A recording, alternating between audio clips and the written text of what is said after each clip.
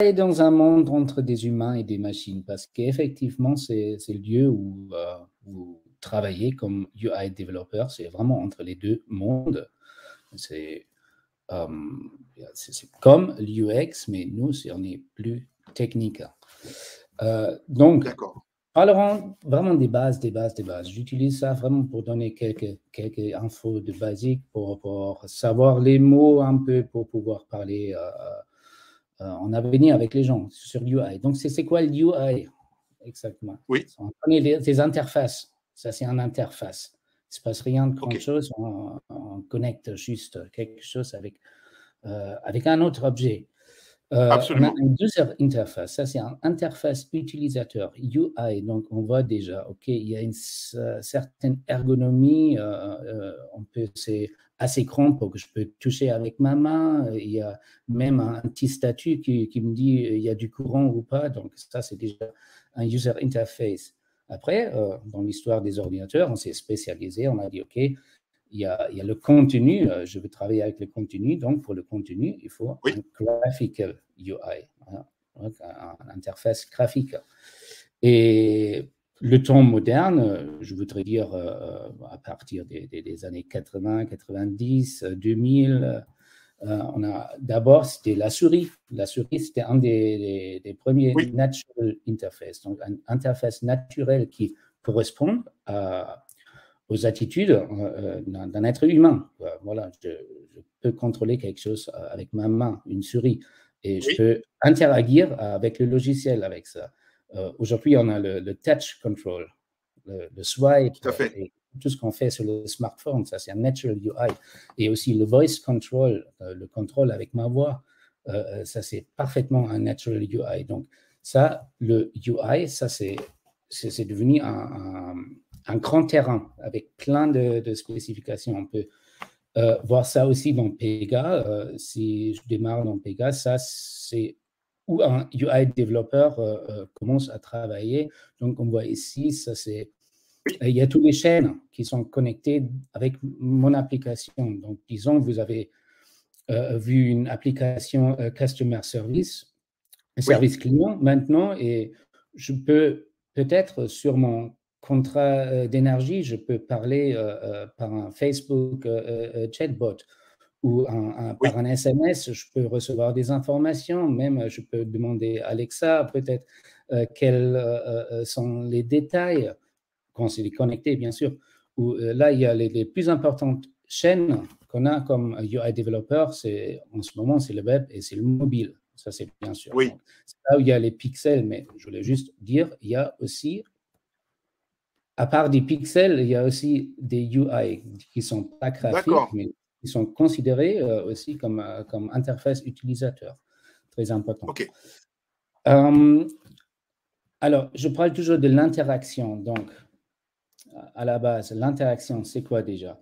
Donc, Douglas, je vois, je te dis salut, tu dis salut, et je m'en vais, tu t'en vas. Ça, c'est pas encore une interaction. Il ne s'est rien passé, on a juste dit salut. Donc, ça n'a pas un effet sur notre personnalité. Il n'y a pas. Maintenant, j'adore ce nouveau style, ça va trop bien. Ça. Après, il y a une réaction. Oh, merci. Donc, je provoque. Avec ce échange, une réaction émotionnelle. Il y a un résultat. Il y a une émotion, tout à fait. Voilà, j'ai changé les émotions. J'ai changé l'état du partenaire, là. Tout à fait. Donc, ça, c'est une interaction. Donc, qu'est-ce qu'il y a aussi comme interaction? On est à table, je demande, est-ce que je peux avoir le sel, s'il te plaît? Et magique, le sel, il bouge la position sur la table. Donc, ça, il y a un résultat. Il y a un échangement entre des individus. Il y a un résultat après.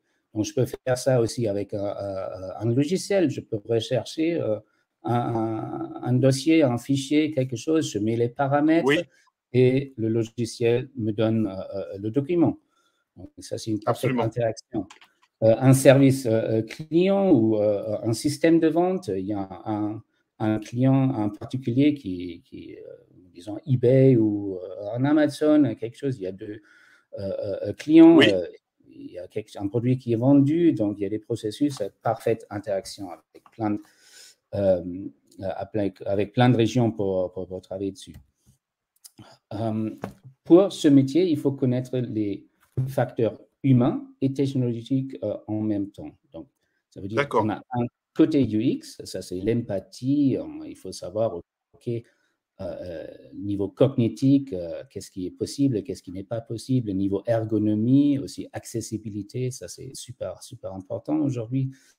Le contexte, ça peut être la situation, mais aussi le contexte culturel. Disons en Israël ou dans les pays arabes, oui, on lit de droite à gauche. Donc, il faut tout mettre de droite à gauche. Et dans les gars, il y a un automatisme pour faire ça, par contre. Mais il faut savoir ça. Donc, à notre contexte culturel, ça peut être aussi un changement d'UI grave. Le côté dev, c'est le savoir-faire. Donc là, il y a les outils, le HTML, peut-être le JavaScript, le CSS.